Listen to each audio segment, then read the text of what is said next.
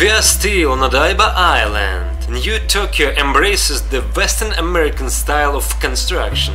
Japanese engineers have mixed Japanese flavor with modern fashion trends in urban design. Odaiba has huge open spaces. Here you can find endless parking lots for thousands of cars. Gigantic shopping centers with a wide range of services. Is the imprint of Japanese culture fading?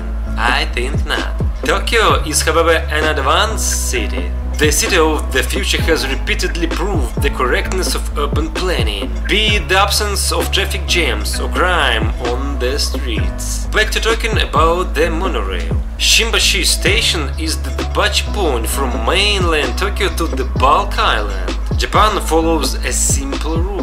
Train stops are made in places of concentration of attractions. Japan is not at all worried about the fact that the maintenance of monorail lines is much more expensive than launching an overground metro line with drivers. Today, Tokyo engineers go beyond unmanned vehicles. They believe that nature has given humanity the opportunity to build.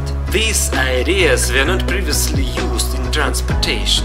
What are we talking about? The idea is borrowed from the roller coaster. The train moves due to the slopes and hills, the force of gravity, as well as the mass of passengers and the car itself. The Japanese proposed to build something similar by making the calculation so accurate that the train rolling from the first to the second point stops exactly at the given place. Seeing how scrupulous they approach their work, there is no doubt that the future will be just that. This type of new public transport will bring the Earth closer to the next branch of an ecological breakthrough.